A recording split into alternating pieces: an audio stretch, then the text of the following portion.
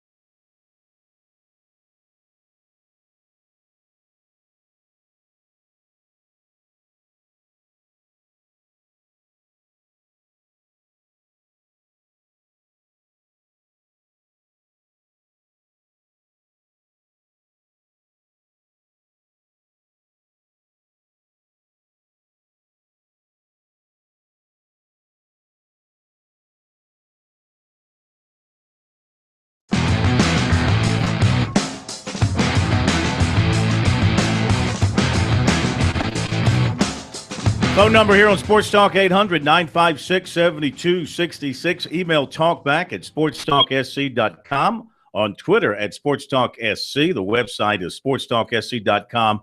And on Facebook, Sports Talk Radio Network. Good to be back in the studio for a few days before heading up to Clemson Friday for the baseball series, the first game, South Carolina-Clemson. Baseball today for USC and Davidson wiped out because of the cold weather in Columbia, has not been rescheduled. And Clemson-Wofford also scheduled for today, postponed until tomorrow. And, of course, Tigers and Gamecocks coming up this weekend, Friday at Clemson, Saturday in Greenville, and Sunday in Columbia. 800-956-7266. If you were at the USC women's game last night or you watched it on television, your thoughts about how the Lady Gamecocks look to you, and does this team indeed have the makings of a Final Four national championship team, one that can make it through the dicey games in the first couple of rounds of the tournament? Last couple of years, they've reached the Sweet 16, but they've not been able to take that giant step to the Elite Eight and to the Final Four. This team certainly looks like it is focused and healthy enough to make that kind of deep run in the NCAA tournament. They'll be helped, of course, by hosting first couple of games, though, playing on the road last couple of years.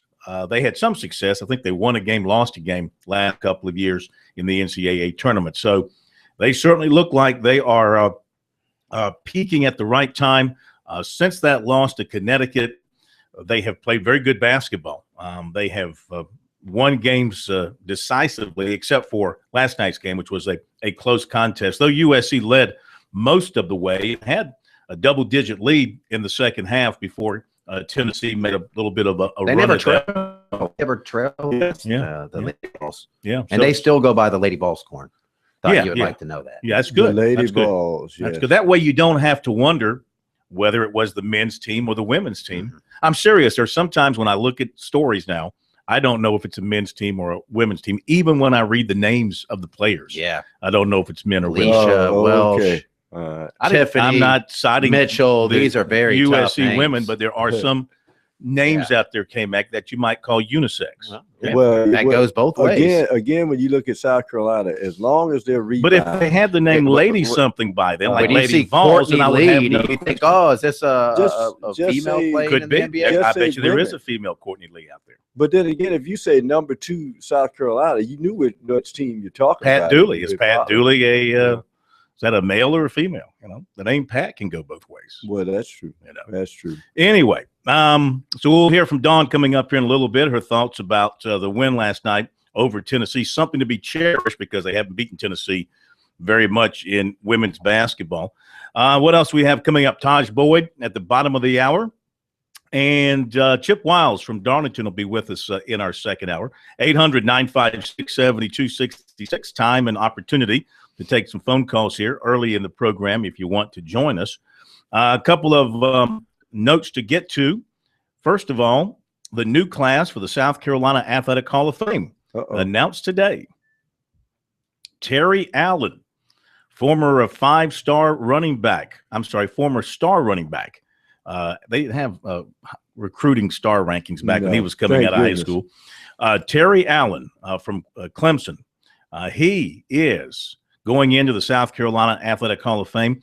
Former USC pitching great Kip Balknight is going into the Hall of Fame. The rest of the class, former Clemson soccer star Bruce Murray, Lander tennis coach Joe Cabry, New England Patriots tight end and Greenwood native Ben Coates, former Furman football coach and high school football coach in our state, Jimmy Satfield, and former Spartanburg Herald Journal sports editor Les Timms will be enshrined posthumously.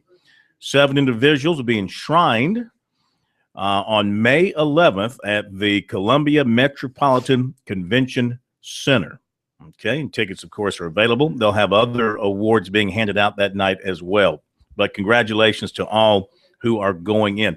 Terry Allen was out of Commerce, Georgia, and he was, if my memory serves me right, like the last player Clemson took in the class that particular year.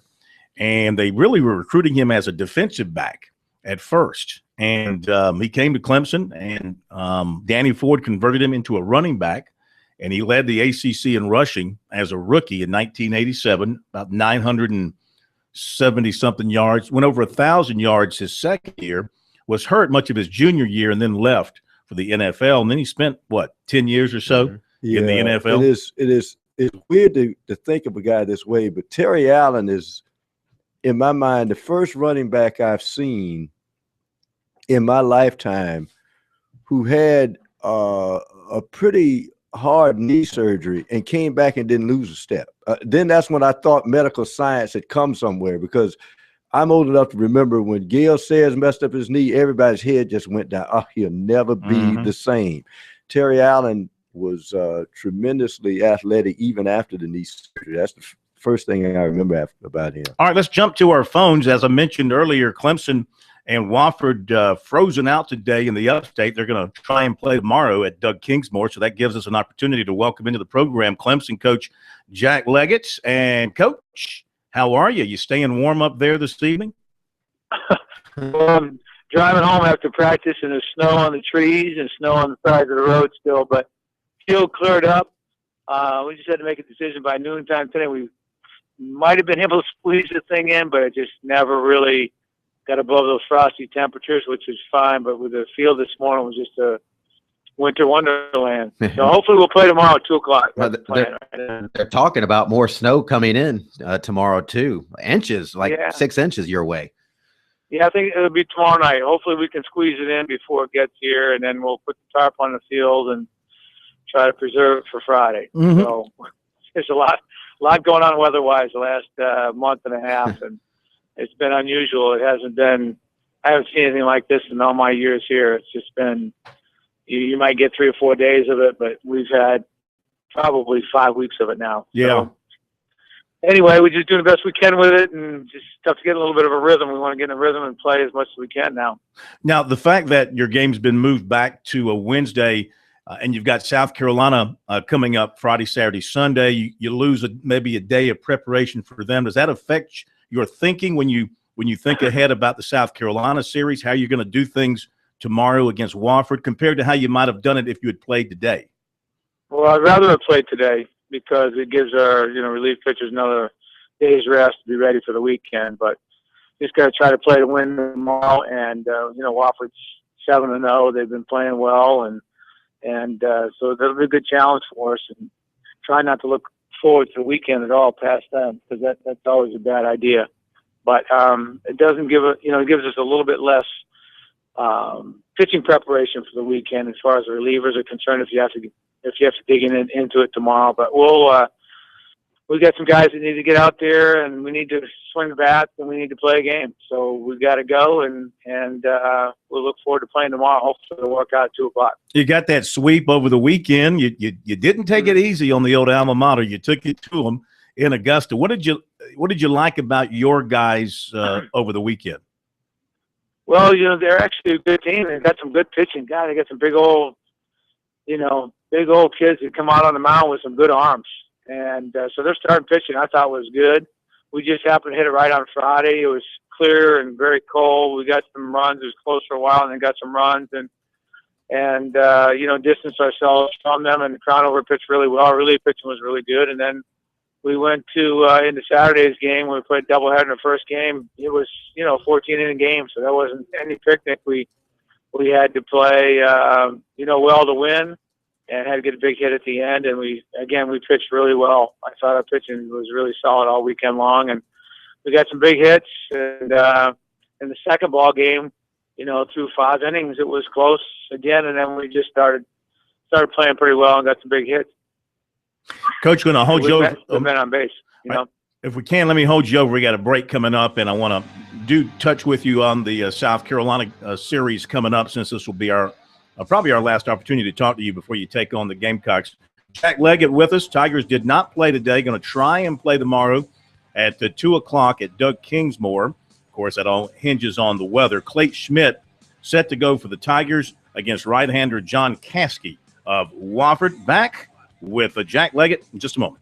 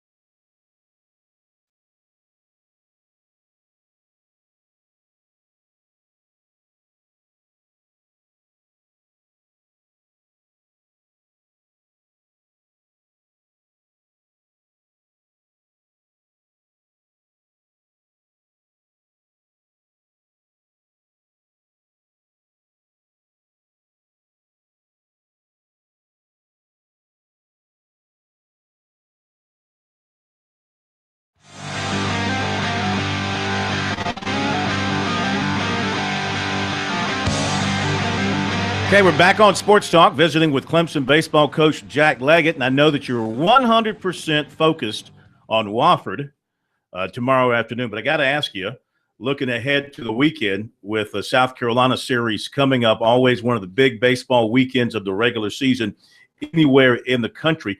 Have you will you go with your same weekend rotation that you've gone with through the first 2 weekends of the season? I think that's what our plan is right now. So, we'll go with a crown over Irwin and Brody Kerner. And but like you say, I hate even talk about anybody else before tomorrow. But that's I know everybody wants to hear about it, but that's how we'll go this weekend. Gotcha. Crownover in particular, terrific last weekend. He hasn't given up an earned run so far this season. What have you liked about what he's shown you so far?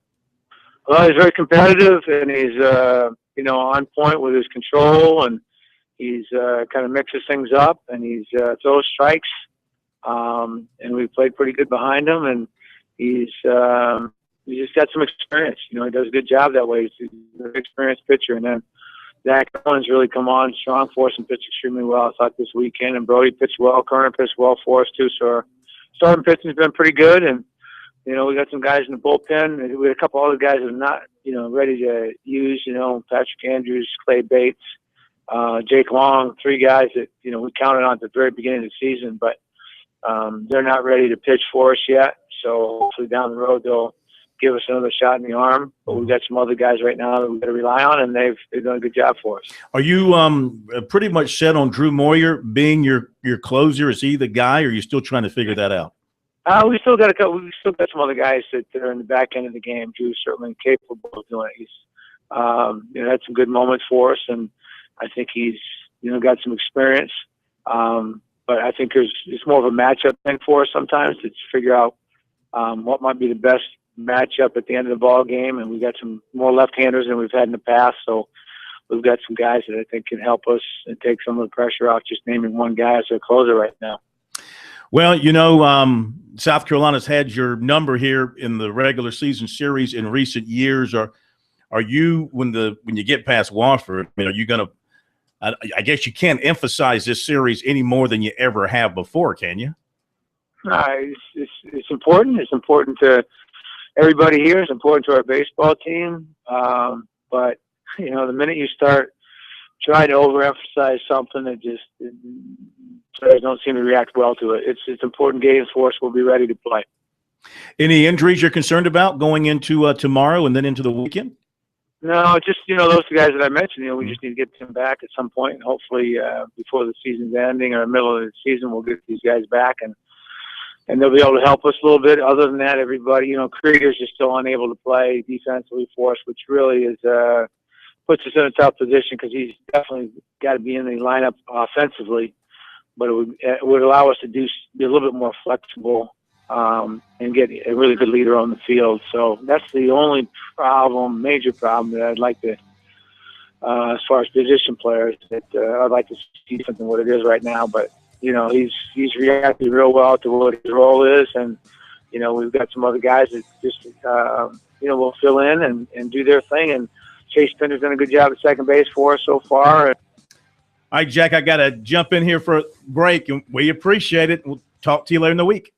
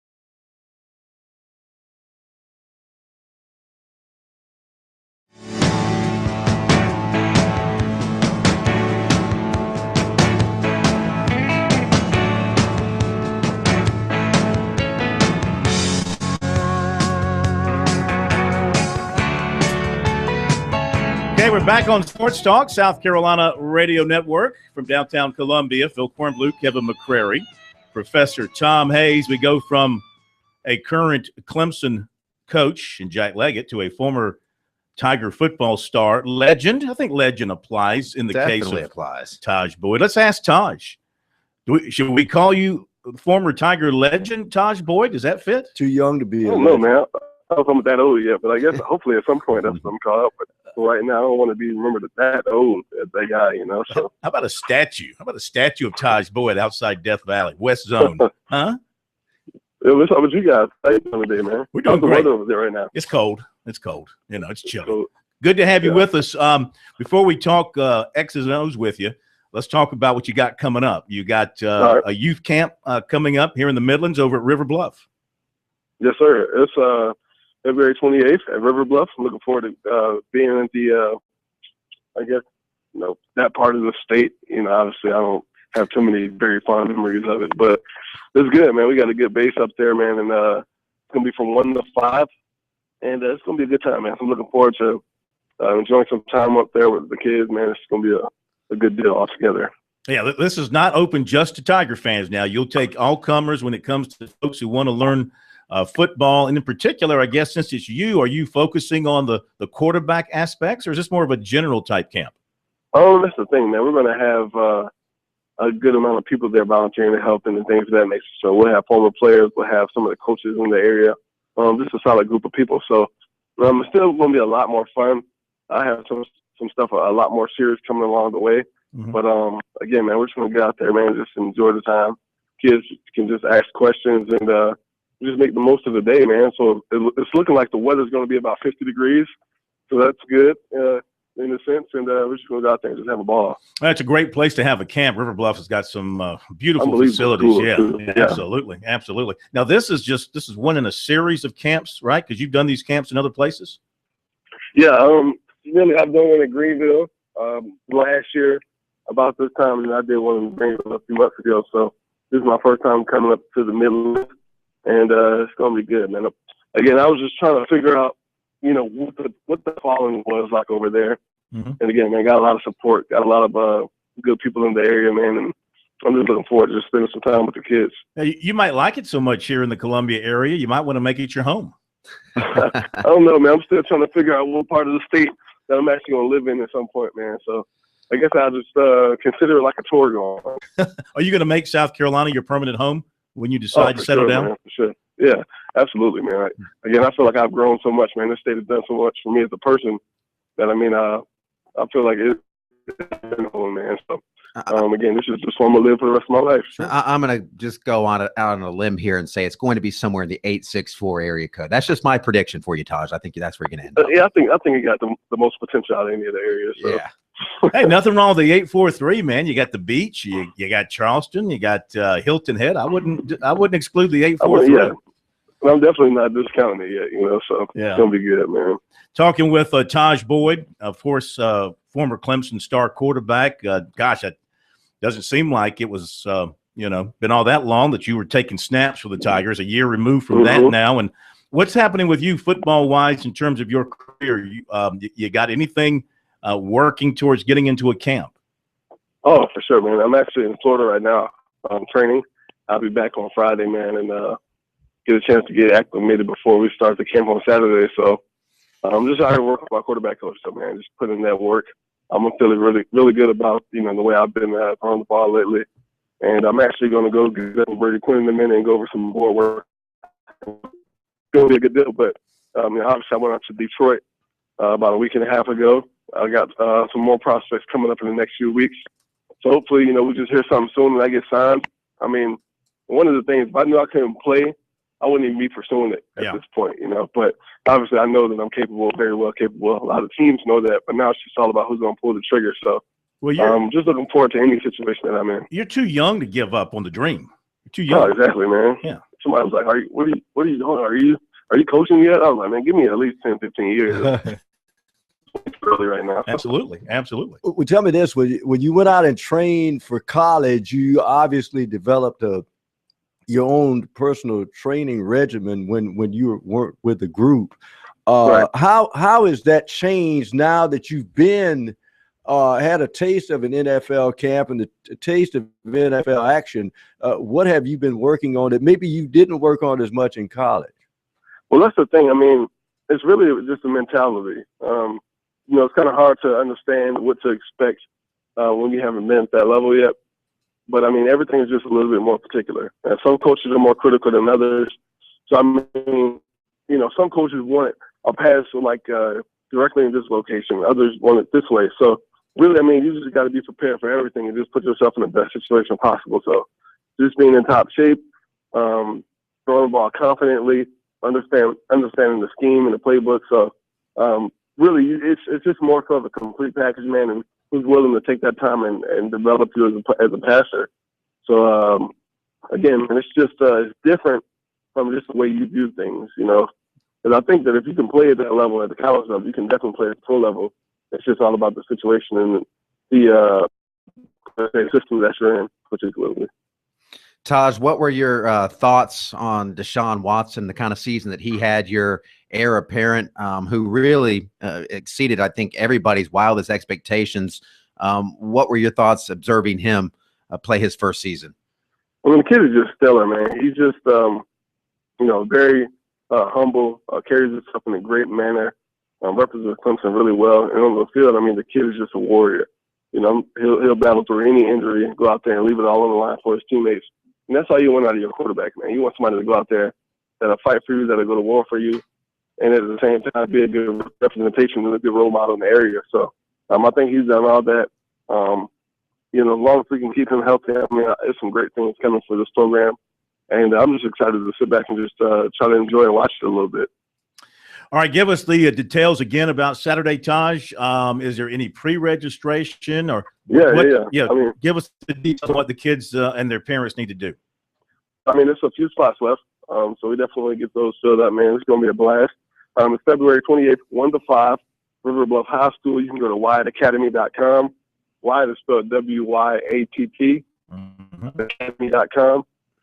Again, River Bluff High School, February 28th, 1 to 5. Looking forward to seeing everybody out there, man. I appreciate you guys having me on the show. Taj, anytime, my man, and good luck moving forward with the camps and with the pro tryouts. And hopefully we'll hear some good news that you signed a contract with somebody. You're going to get in the camp and get your full shot. That'd be terrific. Well, look, man, I'll be the first one to let you know. We appreciate it. Yes, sir. I appreciate you guys. Take care, Taj. See you now. Bye-bye. We should have Taj and Connor Shaw on at the same time. Yeah. Well, those two guys, Taj is such a great ambassador for Yeah. the state of South Carolina. He really, we just have had so many great players come through that were also awesome people to talk to off the field, guys like Taj Boyd and Marcus Lattimore. And Taj is right up there in that Marcus Lattimore category of just, he could run for office in South Carolina and Tigers and Gamecocks would vote for him because you talk to Taj, you like Taj. You can't help but like the guy. No, yeah, he's a tremendous person. He's always reaching out to others, not, beyond the media. I'm talking fans, parents. He's always been very cordial in dealing with the public. And, there's some people that still can't get over the troubles he had against South Carolina in his last 3 years against the Gamecocks. But it's not all his fault. But he had some tough games, but it wasn't all his fault. And he, after every one of those games, he went right out there and looked everybody in the eye and answered every question that anybody asked him. And, that's not an easy thing for an amateur athlete to do sometimes. He never ducked and hid from those questions. When you look at a guy like Taj Boyd, all those guys have to be thankful for Russell Wilson because I think they opened the doors to a lot of people because we went through a period where if you didn't look like, if you weren't built like Adonis and 6'4", 6'5", they didn't want you behind center. Now they know a quarterback can play at pretty much any height, and it's how you throw the football and how you move in the pocket really exemplifies how good and effective you can be. For a guy who had the numbers he had in college and the success he had in college, I'm mystified as to why it's been a struggle for him catching on in the NFL, both in terms of the draft and now trying to land a job with a team somewhere. We'll be right back. How about some Steve Spurrier? You want to hear him?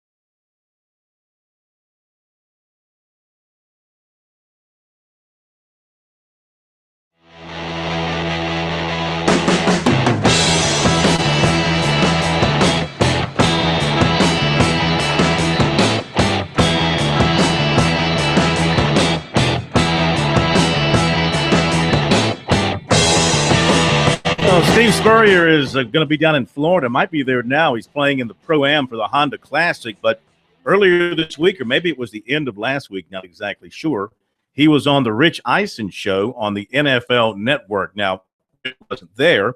The host was Susie Schuster, and Rick Neuheisel was also there. So those two are talking to Spurrier. Spurrier's on the phone, and he was asked about Clowney and the microfracture surgery on the knee and his thoughts about Clowney getting over that and getting back to health.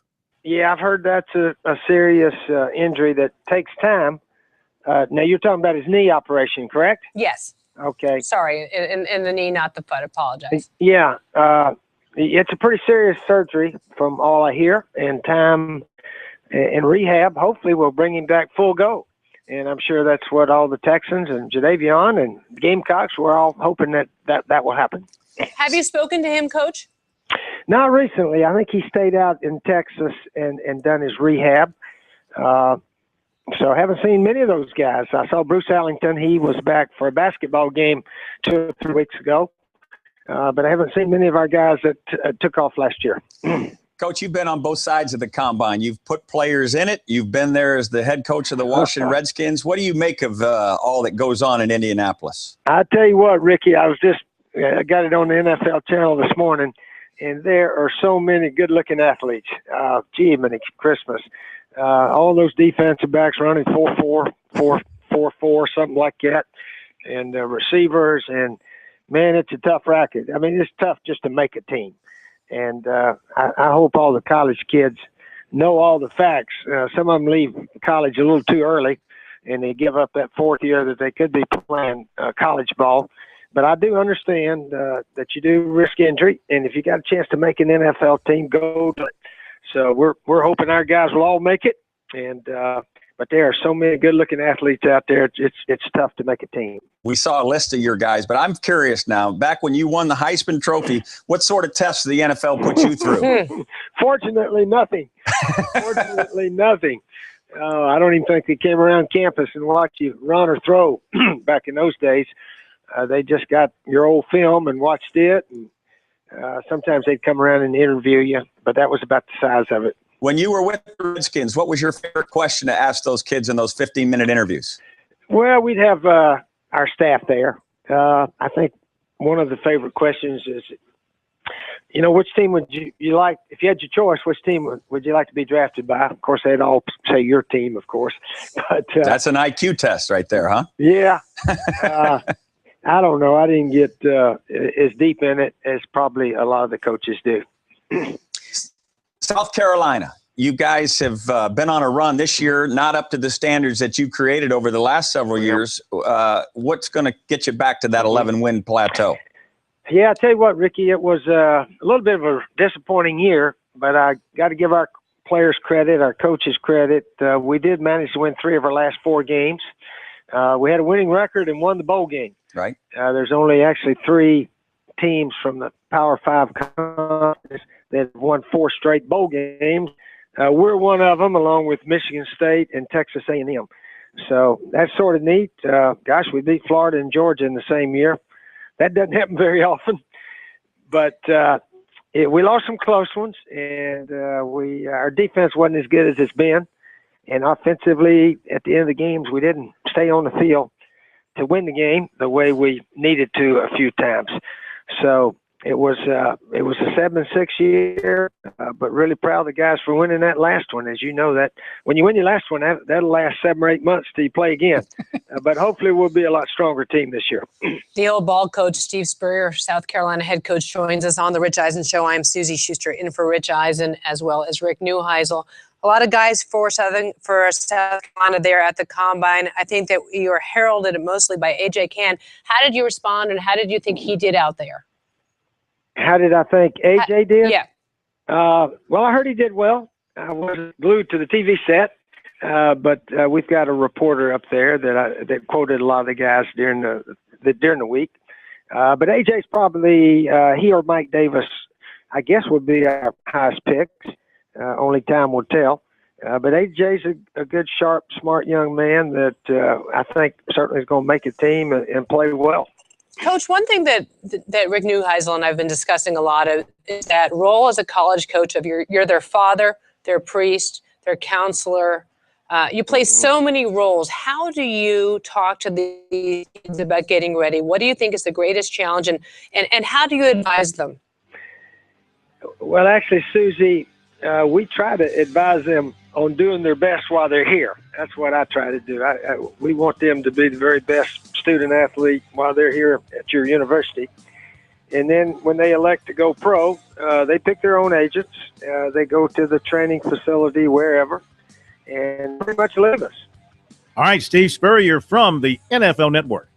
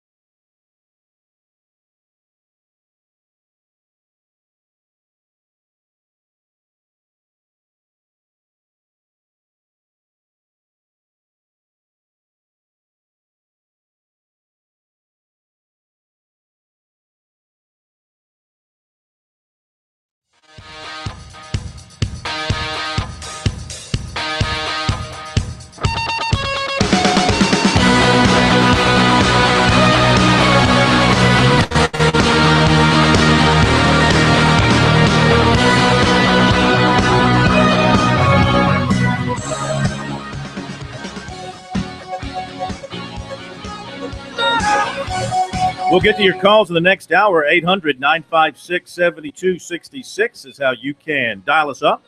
And on Twitter, our Twitter handle, SportsTalkSC, at SportsTalkSC. Always checking out your comments and your reactions to things on Twitter. We'll take a look at that in our next hour. Dawn Staley, we'll hear from her in the next hour. And Chip Wiles will be along as well to talk about the Daytona 500, first race of the season behind us, and looking ahead to race number 2 in Atlanta this weekend, weather permitting, of course. Oh, yes. Let's get to the recruiting report for tonight. First of all, defensive back Savion Smith, IMG Academy in Bradenton, Florida, stuck to his plans today of announcing a top 5 list on ESPN. His top 5, he announced Clemson, LSU, Florida, Florida State, Virginia Tech, but he didn't stop there. He then pulled out an LSU cap and said he is now committed to LSU. Decision coming on the heels of a visit to Baton Rouge last weekend. He had also recently visited Clemson with some teammates, including highly recruited defensive end Rashawn Smith, and the feeling was that Clemson was in excellent shape with him. But he decided to end it, at least right now, with a commitment to LSU. Of course, it's a long way to go, and he's going to take some other official visits, probably one to Clemson. Clemson was his first offer, so I wouldn't close the door on Clemson in this case just yet. Manning running back Raekwon Bennett signed with Coastal Carolina. He rushed for 4,333 yards, 56 touchdowns in his career.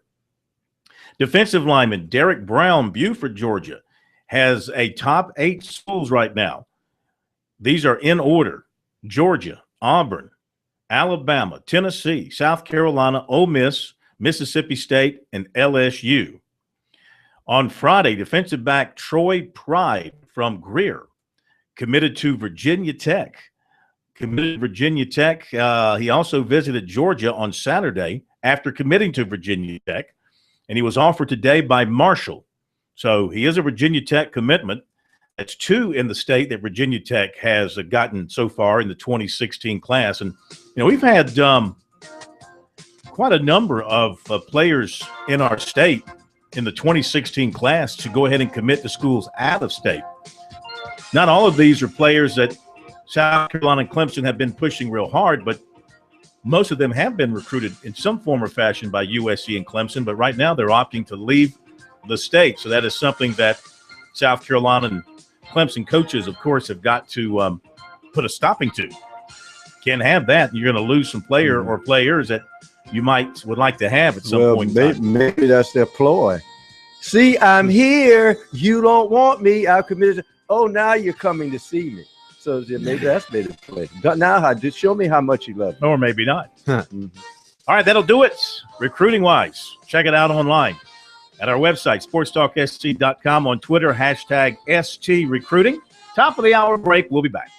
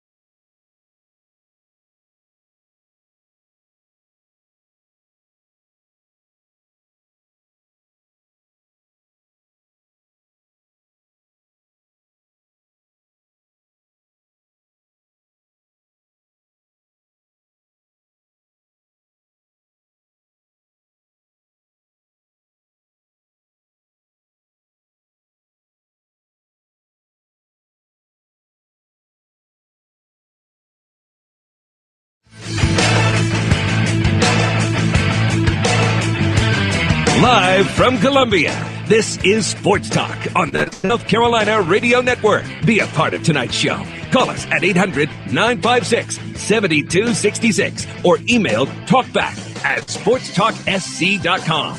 Now, here are your hosts for Sports Talk, Phil Kornbluth, Kevin McCrary, and Tom Hayes.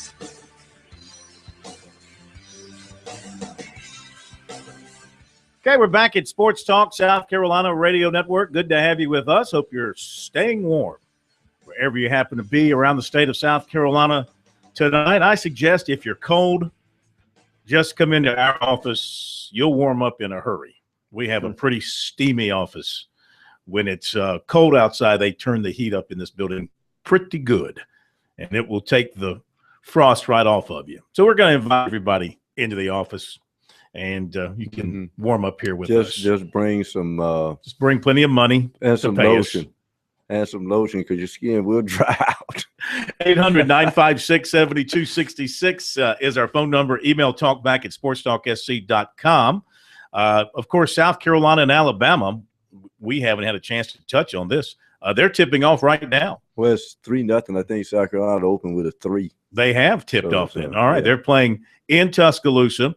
Two teams toward the bottom of the SEC standing at this stage of the season. Two close friends, of course, meeting. Once again, South Carolina beat Alabama earlier in the year in Columbia. The Gamecocks had to hang on at the very end. I remember Alabama got a real good look at the end of the game on I think it was a three-pointer that clanged off the rim. Alabama coming off a tough loss at home to Georgia in overtime the other night. They're 16-11, 6-8 in league play. And South Carolina's 13-13, 4-10 in league play. So right now the Gamecocks are in a tie. Well, actually, Auburn would have the tiebreaker from the standpoint of the seedings for the tournament. So the Gamecocks would be 13th in the league right now. They would play on Wednesday in the play-in round of the SEC tournament. Same position they were last year, right? That's about right. I believe they were. They did play that first day. They won. Remember, they won 2 games. They won on Wednesday. They won on Thursday, and then got beat on Friday. Knocked Arkansas out of the NCAA tournament with that second win. Yeah, so they're obviously trying to see if they can move their way out of that part of the bracket, but I don't know. Vanderbilt's 5-9, Mississippi State's 5-9 ahead of them. Beating Alabama would certainly help. Alabama's ahead of them at 6-8. So they will just have to who do they have left? They've got Alabama tonight. They've got home game Saturday night against Mississippi State. Yeah, that should be a winnable game for them. Yeah. Let's see. They have to play I don't know. I've got it right here. Yeah. Next Thursday, they have Arkansas here in Columbia, 7 o'clock. And then the season finale is on the road where? On the road. Well, I got it right here. Yeah, the last game is at there. Tennessee. There you go. Yeah, it's at Tennessee. Well, I think 7th. if anybody had any mystery that's going on the last few years in Alabama, there's no doubt about his coaching acumen, but nobody thought it would take Anthony Grant this long, and Alabama's still struggling. Yeah. That tells you how difficult sometimes it is to rebuild a program. I think the Gamecocks could win at least 3 of these last 4. Arkansas might be out of their reach. If they get some more bodies of them.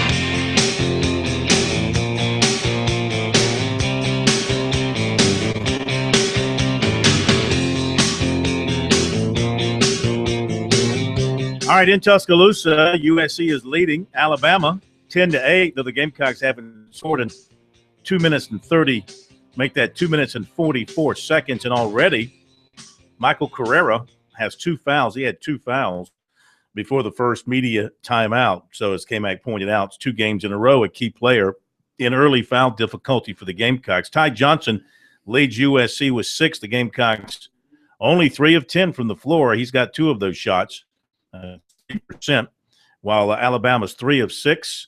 And Randolph, their fine player, leading Alabama at this point with 5. So it's 10-8, USC leading at Alabama, 13:36 to go in the opening half. We'll keep a watch on that for you. A couple of other notes to tell you about at Clemson. The Tigers have added another coach to their defensive staff, according to a report from a Nashville-based journalist, Mo Patton. Clemson has hired Lemansky Hall as a defensive analyst and research development coach. He was the coach at the Innsworth School in Nashville after a 9-year career in the NFL with the Bears, Cowboys, Oilers, and Vikings. And he'll be working with Clemson's linebackers and helping in recruiting. He was a teammate of Dabo's at Alabama, where he was a 2-time All-SEC Conference linebacker. Yeah, I remember Lemansky. Oh, yeah, I remember that name. So he's coming to Clemson. So here's the deal. And correct me if I'm wrong, Corn, because I think it started at Alabama. Before we're through, we've seen all of the palaces and the new facilities built by, the various football teams now that this TV money is pouring in. Does that mean now we're going to have 10,000 quality control coaches, just on the sideline on Saturday? I mean, only 9 can be on the field. Any way to get around the rule, and the Power 5 conferences, they're going to pretty much do what they want to do. They're going to spend the money that they want to spend. They're going to build what they want to build. They're going to increase the size of the coaching staff in some form or fashion when they start writing their own rules that relate strictly to the bigger football programs. That's what they're going to do. Clemson golf finished 3rd in that tournament in Puerto Rico. Finished 6th. 6 out of 15 teams. Georgia won it with an 852 score. Clemson was 873. Georgia Tech finished 2nd. Oklahoma and Alabama tied for 3rd. Clemson's Billy Kinnerly shot his 3rd straight 2 under 70. He finished 3rd individually to lead Clemson to that 6th place finish. And while we're talking about that, a little story here about Wofford as well. The Wofford golf team won the tournament that was being played down at Hilton Head. So Wofford having a pretty good run of things. Basketball team's going great. Baseball team's undefeated. And golf team just won a tournament down at Hilton Head. And Furman's Daniel Fowler, freshman basketball player, was named the Southern Conference Freshman of the Week after averaging 11 points and 7 rebounds per game last week. All right, the USC women, of course, we talked about this earlier, taking down Tennessee last night at the CLA in front of 14,390. K-Mac, you were there, 71-66 that final. USC 26-1 and now 14-0 in the league. Yeah, Alicia Welsh, 19 points, 14 rebounds. She was a force for the Gamecocks, and that home crowd also a force for Don Staley's squad. It was one of her best games. I thought she came out with a certain focus and determination to not let us lose this game. And she played like it every minute that she was on the floor. When she wasn't on the floor, she was cheering and willing our team to a victory. What were the emotions going through your mind? How did you feel when the clock finally hit 0 at the end after that crazy finish? I was relieved. Obviously Tennessee is a team that was going to come in here and fight, and they played tremendous. I think this was a game in which the experienced players really showed up. Bashar Graves, Sierra Burdick. They've all been in this situation before, and they displayed the type of will that it takes to be successful in this league. I just thought overall, if this game wasn't played in Colonial Life Arena, we would not be sitting here as the victors. Joe, in the back. Don, what have you learned about your team from the 2 weeks where you're on a national stage and UConn lost to 2 weeks later, national stage, prime time, take down a storied Tennessee program in front of your home crowd? I mean, I learned what I always knew, which was we're a good basketball team, and, for us to continue to move towards where we want to go, you have to keep getting better. So I learned that we had, more in the tank to give and more, more room to get better. And obviously after the UConn loss, I thought we really concentrated on certain things. For us to go out here and get 21 offensive rebounds was key for us to win. And, our players, led by Lisa Welch, wanted to win. Dawn, you talked about their veterans and, them playing in this environment, but your veterans stepped up as well. Just how nice was it to see that, with them leading you to the win? It was great. I think, for the longest, everybody talks about what our bench does, what our bench produces for us. But tonight was a game in which Lisa, Elam really put us on their backs and willed us to a win. We talk about exhausting our opponent's post players. Elle exhausted herself in the first half, and but we got Coach that came in and finished the game for us. She got some key buckets, and when you're able to bring levels and levels of talent in, it's hard for a team to keep up that pace. And I thought we just used our depth, over 40 minutes. Kind of staying with it, Holly said that, one of the things she came out to do was kind of go with that breakneck speed. She kept saying faster, faster in the first half. Was that what you were expecting from them? Tennessee likes to get up and down the floor. They like to, put the defense back on their heels and not allow you to set up. And we wanted the opposite. We wanted to get the ball in half court and kind of let our, defensive our man-to-man defense go to work. But, it seemed like they were able to find mismatches on the floor. Bashar Graves was a really hard matchup for us because of her mobility and her ability to put the ball on the floor and get to the rim. But I just thought over the course of 40 minutes, we made her work on both sides of the ball. Dawn Staley following USC's win last night against Tennessee. And again, the USC women back at home for what will be their final home game against Mississippi State. And I guess that will serve as senior night. Seniors on the team? Isn't Tiffany Mitchell? Welsh. No. Welsh. Welsh is a senior. Welsh and Ibiam, the only two. Is Ibiam a senior too? Yeah, I mean they get it, and they're going to miss Welsh next year for sure.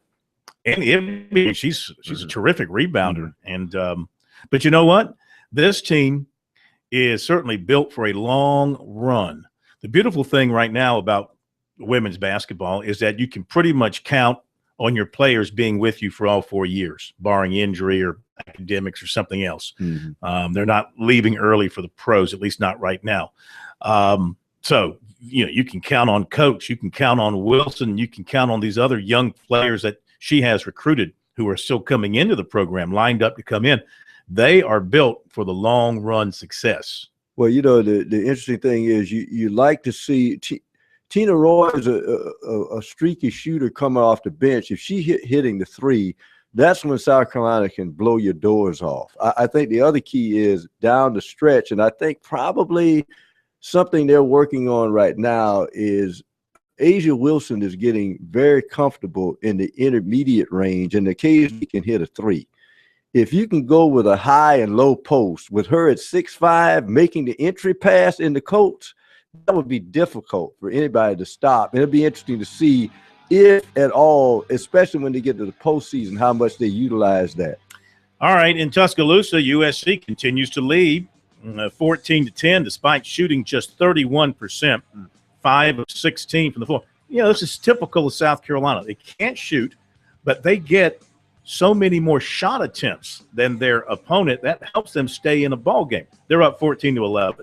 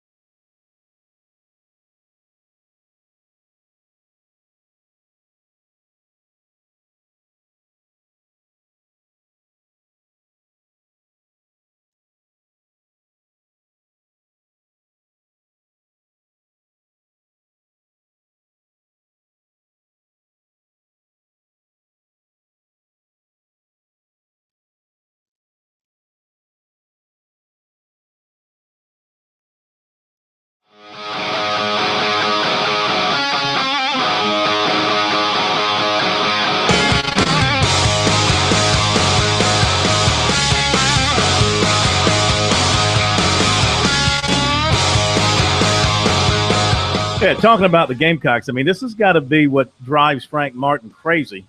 And we've pointed this out before. They do several things well, things that should help you win ball games. Their free throw shooting's been much improved. Their rebounding's been excellent all year. They can play and do usually play pretty good defense. They just can't shoot.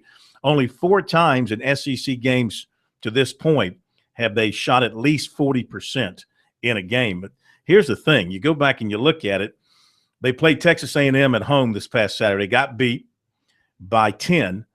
They took 16 more shots than Texas A&M did, but made 1 less shot. Texas A&M only made 17 field goals, and they made a bunch of threes. The Gamecocks made 16 field goals, but they took 16 more shots. You know, you can make up that deficit in three-point shooting if you just make some shots. But when you shoot 27%, you know, then you go back and you look at, let's see, of course, they beat Georgia in Athens. They both shot 53 times. Kentucky, South Carolina, Kentucky, they shot, you know, the Gamecocks outshot Kentucky in terms of number of attempts, 55-54. But they only made 13 shots, 23%, and Kentucky made 27 shots to finish at 50%. So it just, you know, it's been their story all year long. In Missouri, they beat Missouri in Columbia, and they took 11 more shots. Only shot 36%, only made 1 more field goal than Missouri did, but they took 11 more. That has been pretty much the case all season long. Very few teams have taken more shots. Arkansas beat them by 20 out there and did take 10 more shots than South Carolina did that game, 71-61. But some of the shooting percentages for the Gamecocks this season, I mean, 28% against Arkansas, 24% against Kentucky, 27% against Texas A&M. That is just pure ridiculous. You got to learn. You have to learn to close out games, though. I can point to a team right now who conceivably people would say because of their history is struggling, but they're ranked. A team that cannot shoot, but they outshoot everybody and they still beat you, and that's Louisville. Louisville cannot shoot a lick here, but 17th because Rick Pitino does not allow hang-heading. And if we got to win ugly, we will win ugly. And that's the way. People don't understand. You can shoot terribly and still win a basketball game because you got to play defense and rebound. Here's 2 more cases. When they lost at LSU by 6, the Gamecocks took 13 more shots from the floor than LSU did. But LSU made 1 more basket. There you go. And when they lost to Kentucky at home, they took 14 more shots than Kentucky did. But Kentucky had 6 more field goals. They shot 23%. This team just can't shoot. If he can get some shooters and apply everything else, yeah, they don't have. Last year they had Brenton Williams who could fill it up from all over the court, and he was a zone buster, and he recruited took by pressure Darren off Horn. other people. Recruited by Darren Horn. Was one of Darren Horn's guys. Recruit. I don't know what that has to do with anything, but they need to get another shooter in there. They definitely more do. than what they need. Well, actually, they need to get a rebounder and a shot blocker. Maybe Dozier will be that guy. They got rebound. No. They need a guy that's mean, a shot blocker, a rebounder that's mean. Cavicius is pretty mean. You ever talk to him?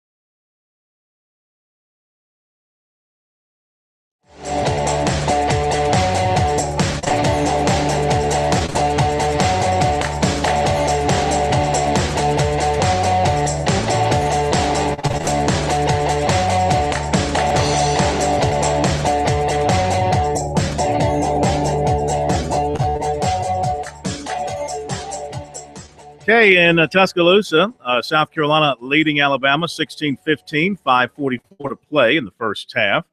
USC, one of its last 5, 3 turnovers in the last 4 minutes, shooting 30%. Alabama's at 46%. Again, I hate to beat a dead horse, but South Carolina's taken 20 shots to Alabama's 13. They just can't shoot. 2 of 10 from 3, 2 of 4 from the line, 6 turnovers.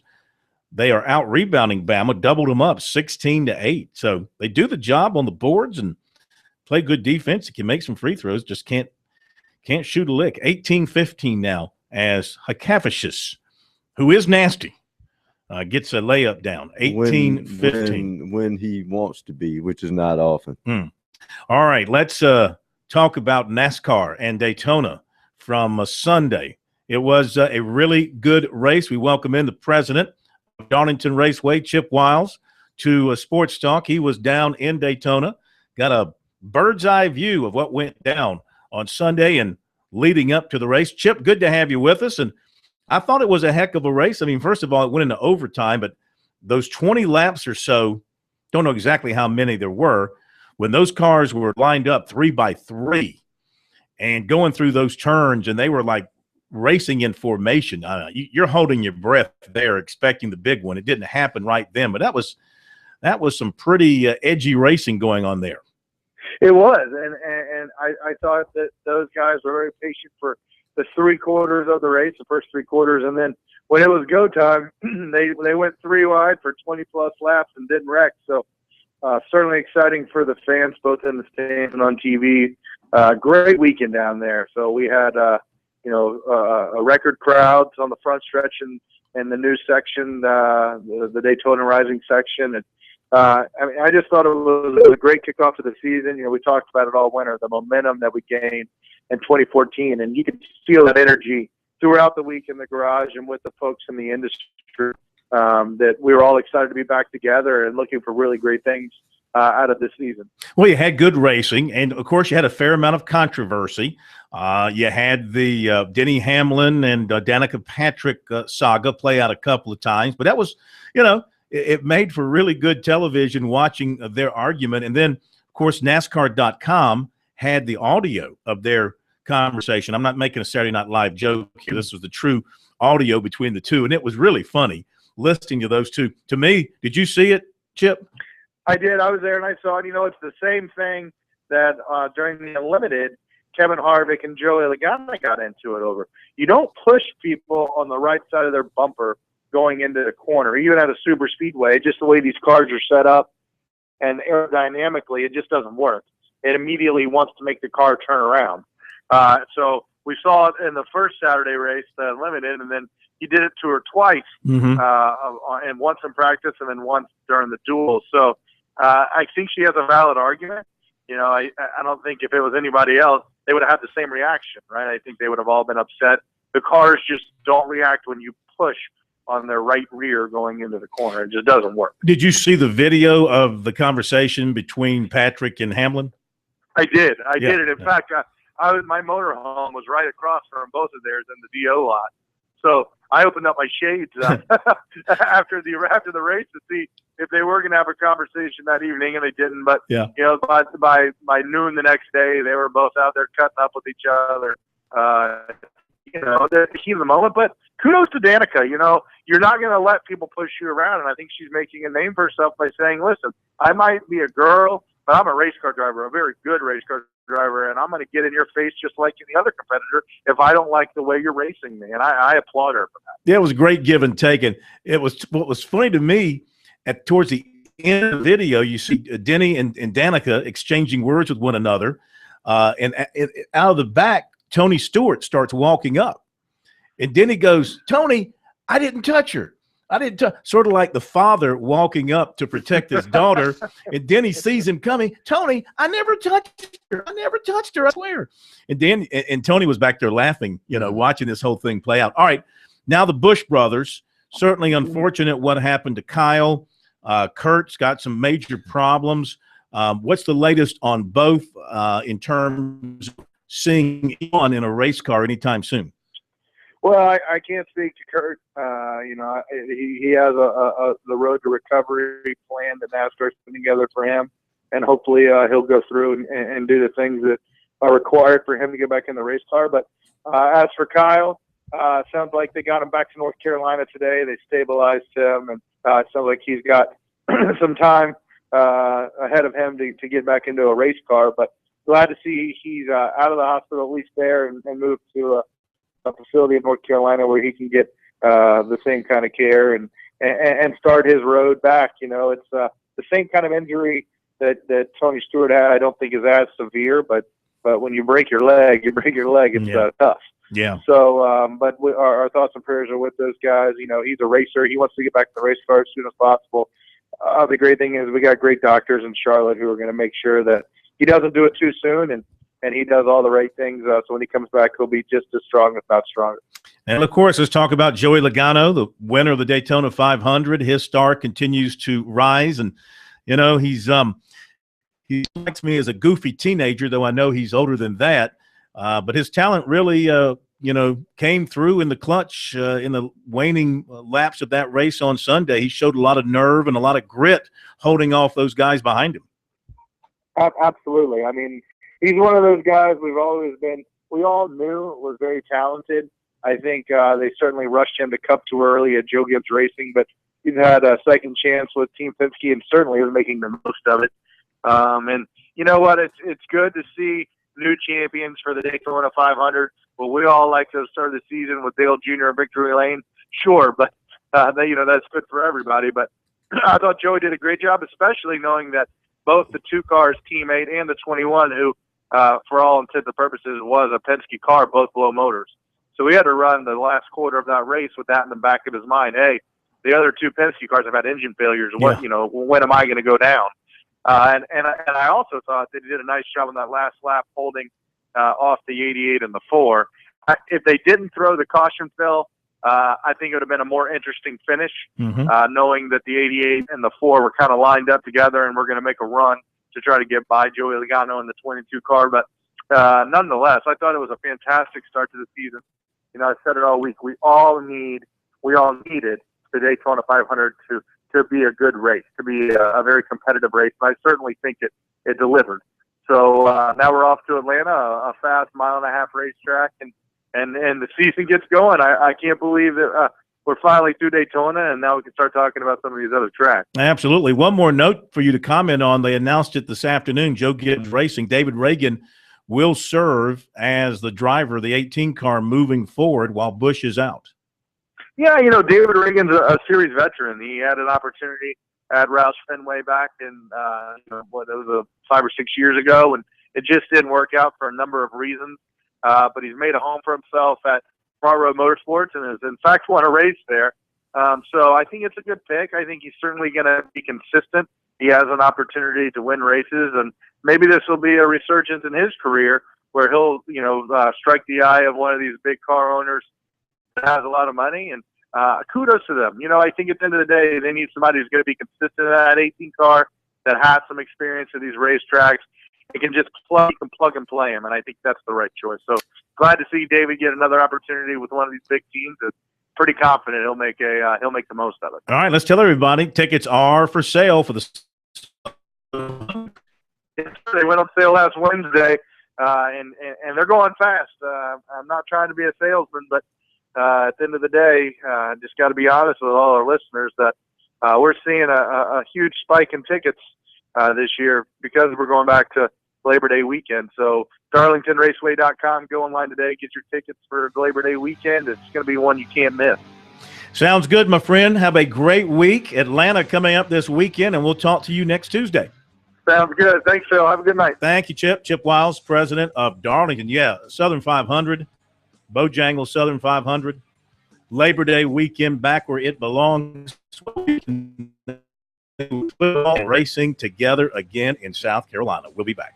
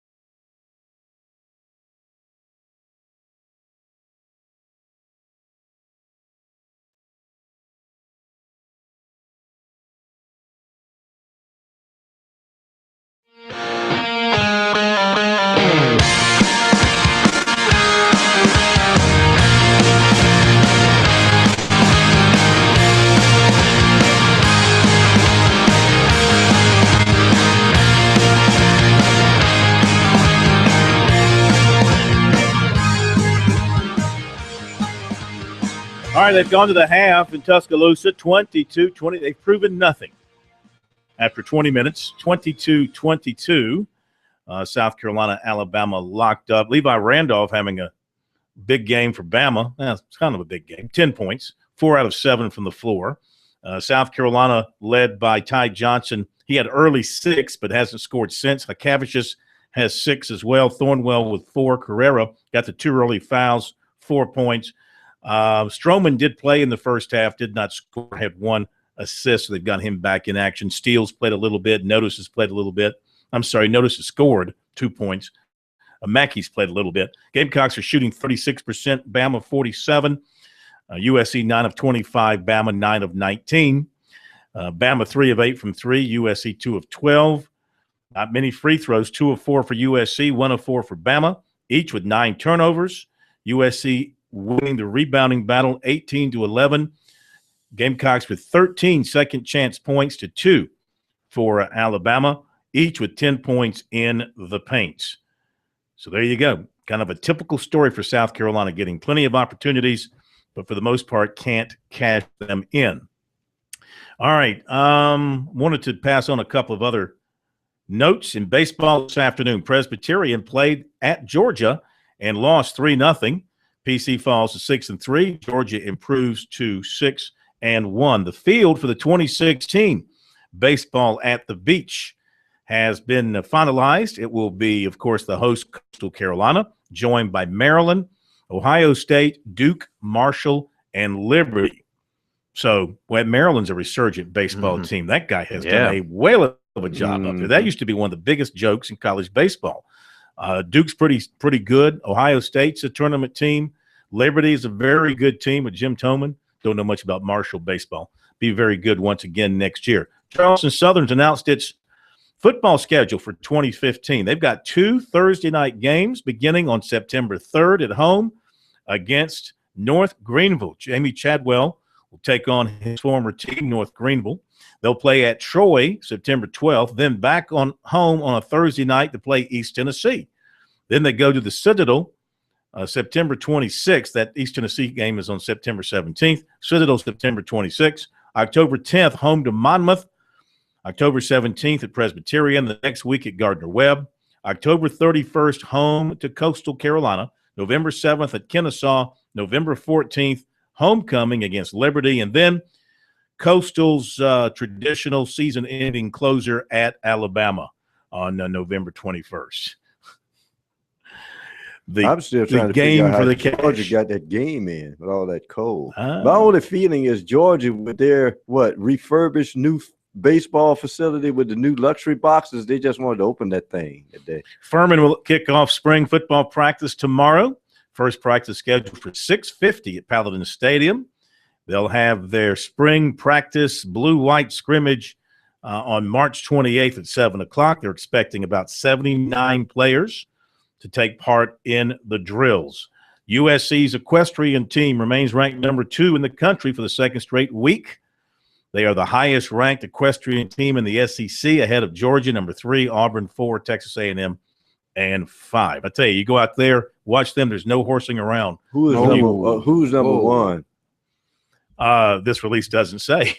It doesn't say who's it's number probably 1 Baylor. is? I'm just guessing it's probably Baylor. It's probably because they got the better horses. Well, Straight from the horse's mouth. Well, I mean, it all figures that Baylor would be good in horsing because, I mean, they raise horses out there in Texas. There's Texas. They're Texas Rangers. They're Cowboys. It's more natural for them. Well, but they train a lot of horses here in South Carolina. You go to the western part of the state. Well, those are trained to run fast. These horses are trained to do other things like jump over poles. You go around some of these farms. You go on I forgot what the highway is, back road to Aiken. You'll see a small course where they run the horses through like they do at the equestrian competition. All right, to some email that's coming to us here at talkback@sportstalksc.com. This is from Chuck, who says he's curious as to what we have to say about the NCAA violation over an unnamed recruiting reporter facilitating a meeting with Joker Phillips and a recruit that ended up getting Coach Phillips fired.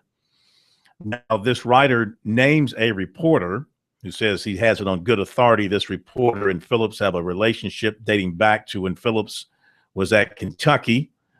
Since the NCAA and Florida compliance already acknowledging the report that the illegal meeting was facilitated by a reporter at a recruiting service, then they must know the identity. They have to know. So he wants to know, he remembers me launching a crusade against Chris Ard when he was being investigated. And I'll continue with this in a moment.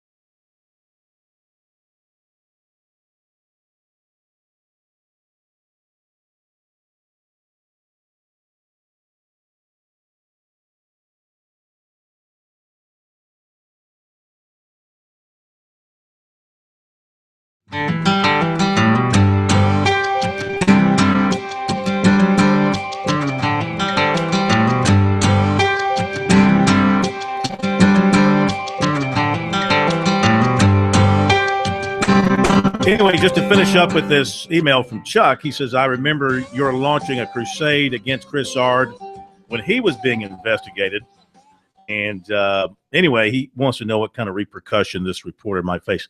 Well, first of all, I'm not going to name who it is. I don't know who it is. He gives a name here, but I'm not going to throw that out there. And as I wrote back to this individual, anybody involved in covering recruiting on a full-time basis, as this individual being identified here is, and hundreds like him, they work with the coaches all the time. They're talking with coaches, getting information on offers and visits, and they help out as well. I mean, it's you help me, I help you kind of deal. They'll provide phone numbers or inside information. And keep in mind, a lot of these guys are fans as well of the schools that they are recruiting. I mean, that's just fact. They can kind of dress it up however they want to try to make them sound like they are unbiased in their coverage, but they are fans of the teams that they cover, and that's fine. I think we've all kind of come full circle on that and realize that's the world of media on the internet. They're fans of the teams they cover, so they're going to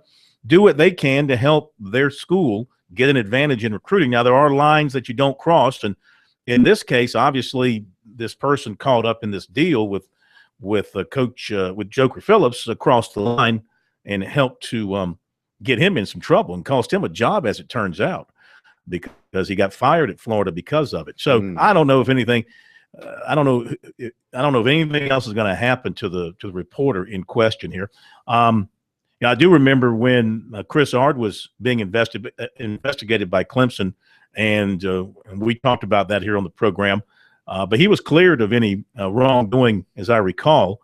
The only thing he had to do was stop making recruiting calls because he was deemed a booster of Clemson at that time, at the same time owning a recruiting websites. They made him stop making recruiting calls. So here's another one from Mr. Payne in Great Falls, Tal Payne, talking about we read those comments from Thad Turnipseed at Clemson. And he says, we were regaled with Turnipseed's explanation of the power of the paw combined with Clemson recruiting only altar boys and Eagle Scouts. That's put fear in my USC heart. When you add in the mystique of the magic of those hills and the fact that Dabo is actually growing a halo, I guess USC should drop football, take up darts or polo, and let Clemson be the football power in South Carolina. Billy from Florence has been trying to prepare USC fans of the coming utter domination by the Paul boys with his brilliant dissection of Clemson's perfection and the demise of USC, yet I was a disbeliever. Instead of laughing at Billy from Florence and considering him delusional like Ronnie from North Augusta does, I should have been listening to his witty words of wisdom. Who knows, I might just get some orange overalls and join that cult in Pickens County. I just hope there won't be any orange-flavored arsenic-laced Kool-Aid to be drank if Clemson doesn't win the 2015 national championship. And the NFL announcement, the Falcons have signed for multi-year contracts former Gamecocks Cliff Matthews and Patrick DeMarco. Oh, good for them. All right. Thanks, everybody. Have a great night. We'll see you tomorrow.